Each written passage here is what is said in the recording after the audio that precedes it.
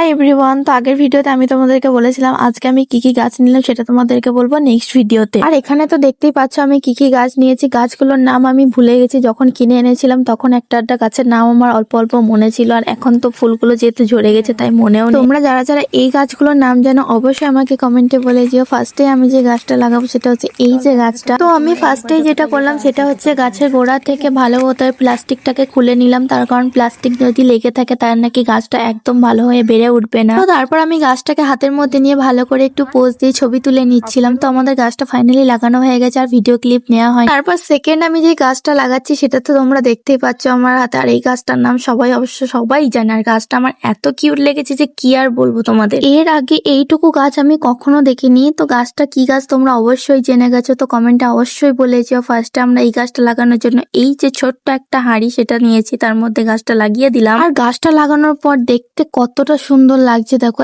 একদম চোখ ফেরানো যাচ্ছে না।